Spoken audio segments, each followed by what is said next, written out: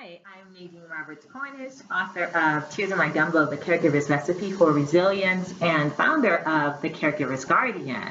And this. Hello, I'm Lori Ramos LeMasters. I am the founder of Care Partners Resource, a free website for caregivers. Yes, and this is our second episode of Caregivers Talk Outside the Box, Tuesdays Talk Outside the Box.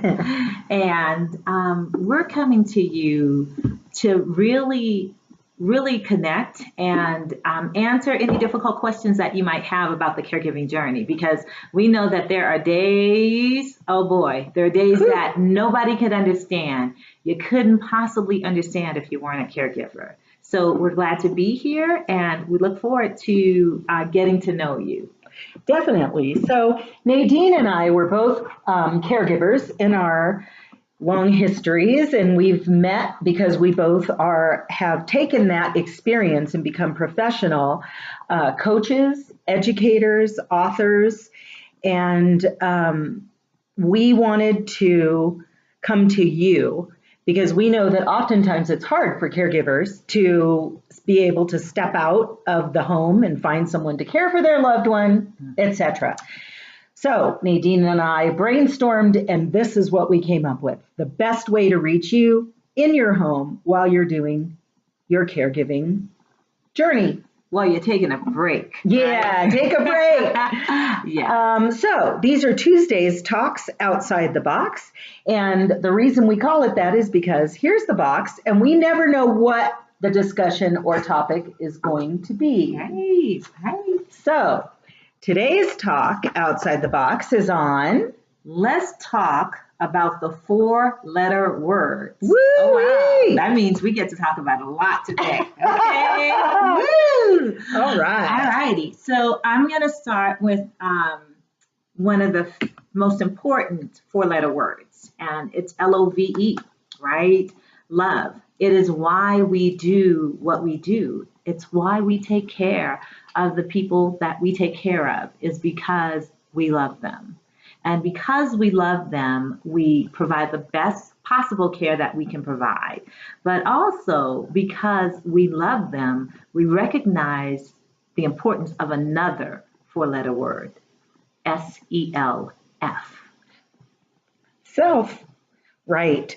During this process, I think what happens is we have a tendency to forget about ourself and self-love because we're so busy pouring all of that love and attention on someone else that we get a little lost in the process. All too often that happens, right? Exactly. And it's because of the demands of the responsibility, right? We're wearing so many hats during the course of a day, and it is so easy to put self on the back burner. Mm-hmm. But because, Lori, and we've talked about this so many times, the reason why when I have wanted to quit, I haven't been able to quit this work is because of the number of caregivers that die before the person that they're taking care of, right? Because most often it's because SELF was not the priority in their life. Right. And what can happen oftentimes is that there's just so many other things that come into play. Guilt. Yes. You know, so when someone does offer to help, we not intentionally, we tend to push them away by saying another four-letter word, which I actually call my four-letter F word, and that's fine. Right.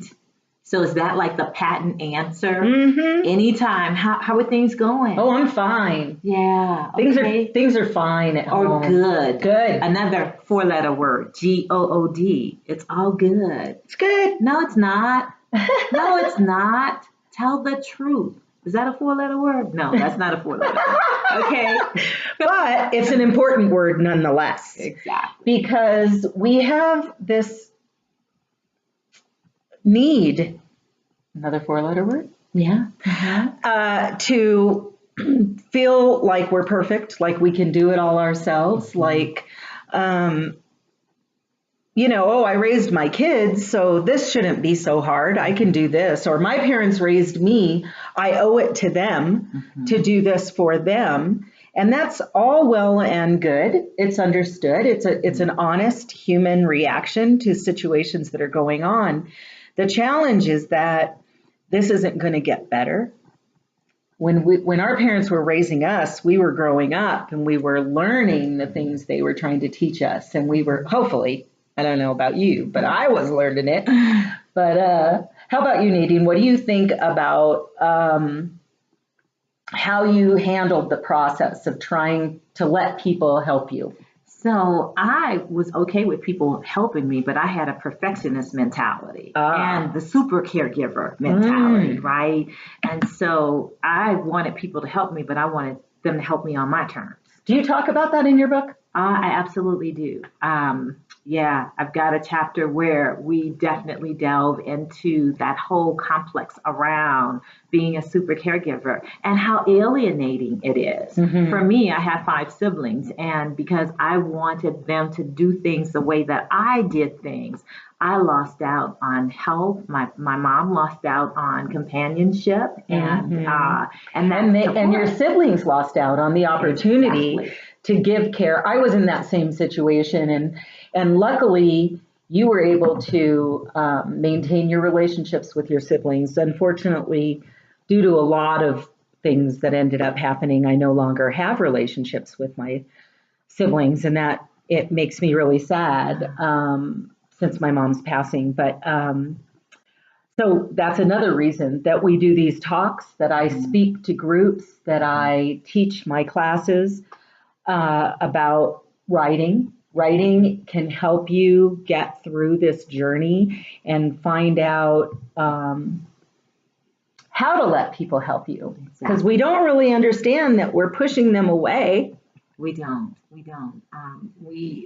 want to do it ourselves, and if they want to help, then we want them to help on our terms, and really releasing that and recognizing that it's a myriad of different types of help and support systems that can make your journey as a caregiver so much better, so much more tolerable, right? And you mentioned journaling.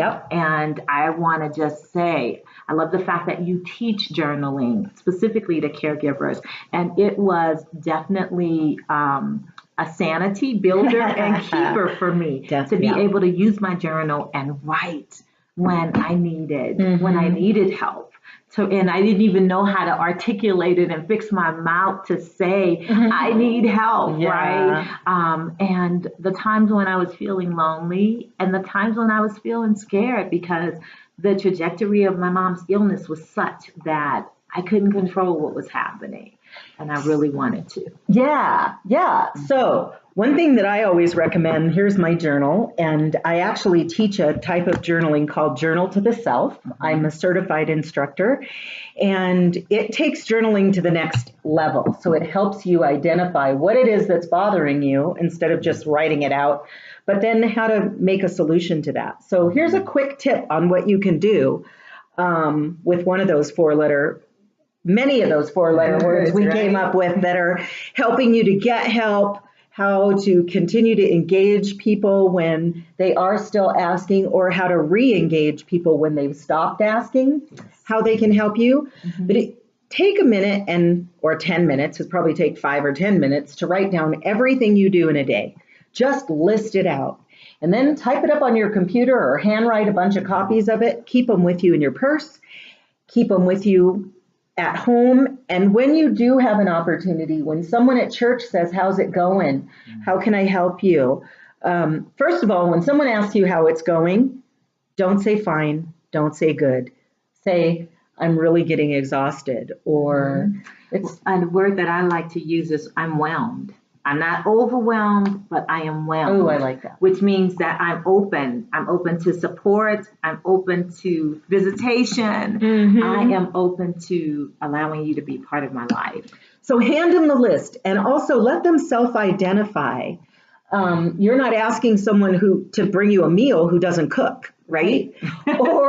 or something. Let them identify. They're more likely to continue the process of helping you with that thing if they've said, I like to do this, I can do this. Exactly. And so as we wrap up today, we want to let you know that you can reach us. You can reach me at the Caregiver's Guardian at www.tcgcares.com. And you can reach me at Lori at carepartnersresource.com. We'd love to hear from you. Let us know how this talk went for you. Do you have ideas? Is there another topic you'd like to talk about? Have a great day. See you later. Bye.